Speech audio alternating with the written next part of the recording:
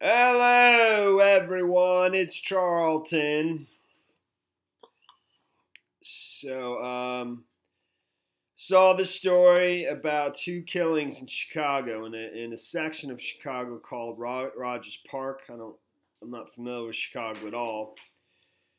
So, but just the manner in which the two individuals were killed, they happen within 36 hours of each other, almost exactly.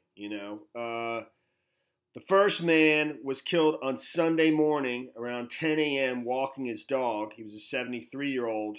This is actually surveillance capture from that first killing.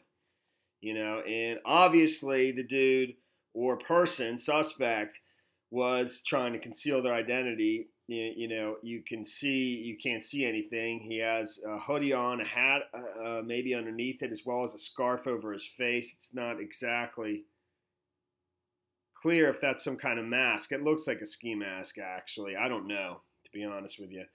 So, but that's from the first killing of a 73-year-old man. I think his name is Douglas Watts. It is 10 in the morning, and he was within steps of his own home, and he was shot, I believe, once directly in the head. So, and this was at the 1400 block of West Sherwin Avenue.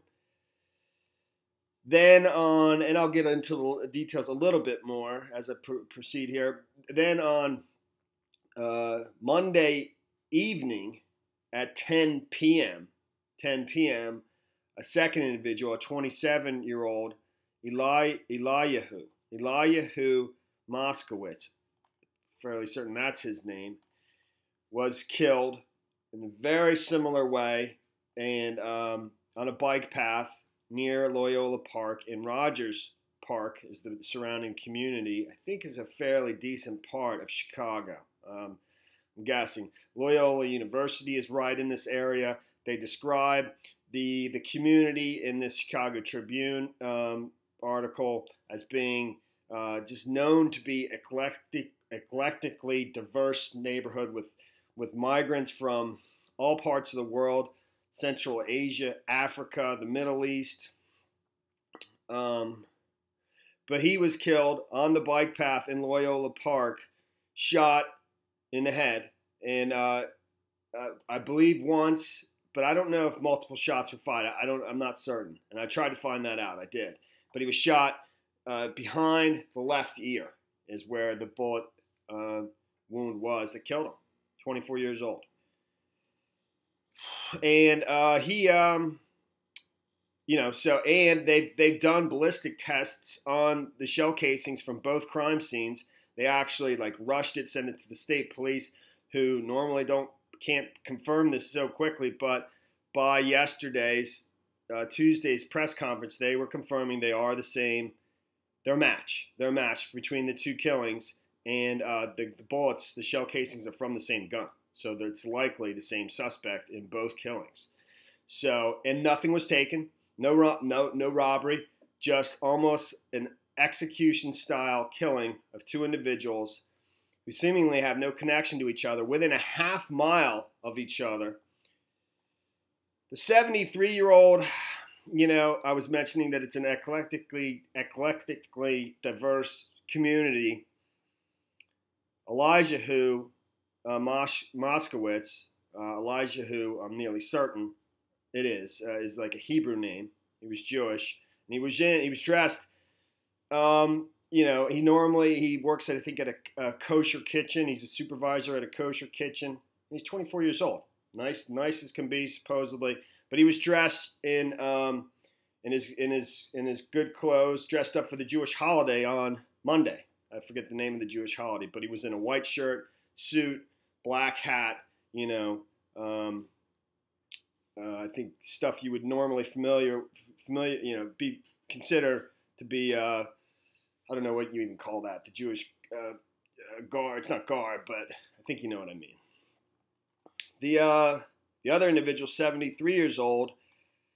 I think he lived at the house, which he was literally within steps of when he was shot, with his husband and his mother or mother-in-law. I'm not positive. And I don't know. I mean, so he obviously was gay, but just wondering if if that has something to do with why the two different persons were killed. Don't know, but it just jumped into my head. So again, that photograph, I really got to roll, so I'm not going to spend too much time on this. But I also found it odd that one was at 10 in the morning, the other one was at 10 p.m., which would mean if, I don't know, I just found that odd, 36 hours exactly from each other. It's definitely extremely creepy. Nothing taken, execution-style killing. They gave a press conference, the Chicago Police Department Superintendent Eddie somebody, and the mayor was there as well, because people are very scared, on edge. Somebody walking up to people for no apparent reason, shooting him in the head.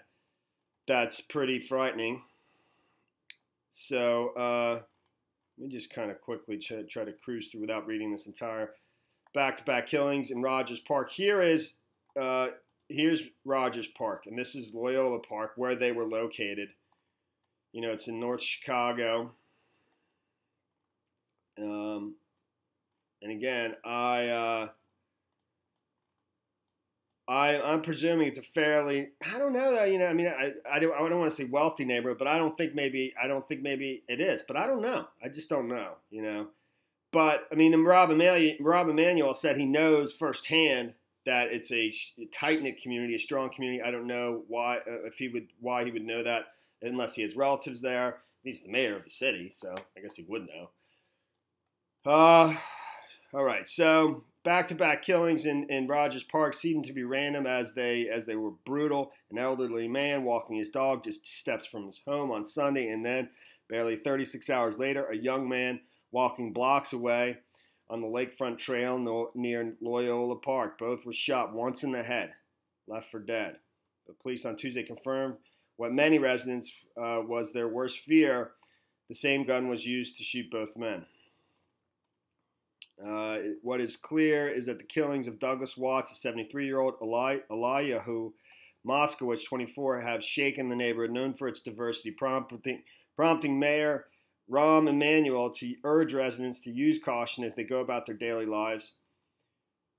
Chicago police said Watts and Moskowitz did not appear to know each other. Police have not found a motive behind the attacks. Nothing was taken from the victims during the shootings. It's scary, man. Given the frequency of these homicides and what we know about the investigations, detectives have been working aggressively to cultivate leads. Asked whether police were investigating the shootings as a possible hate crime because Watts was gay and Moskowitz was an observant Jew. Johnson said it was too early to rule anything out. I didn't even read that before I made what I was saying before. But it's just it's just common sense, I guess. A surveillance video of the suspect in the first attack showed a man wearing black pants and a black jacket with a hat and scarf pulled over most of his face. They discussed this in the press conference, the fact that he is intentionally, obviously, concealing his identity from the police because he knows he's likely going to get picked up on surveillance footage from homes, surrounding businesses, whatever. I don't know how far he walked around that place. I mean, that's in broad daylight. Anyways, as the news spread about the shootings, residents of Rogers Park organized vigils, reading on Facebook that some residents were too scared to walk by themselves to the grocery store.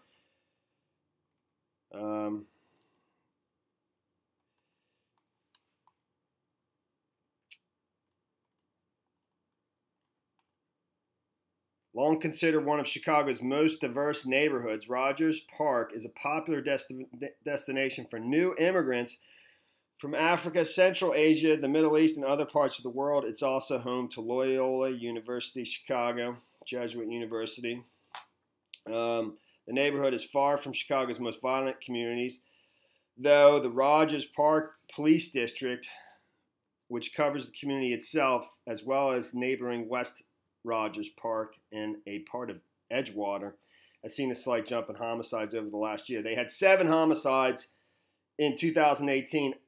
As of September, and they had 5, I think, the same period the previous year, but that's nothing compared to what's going on in Chicago. So I mean, I had a theory. I did, you know, and it was almost like, I don't know, man, you know, some sort of, I don't know.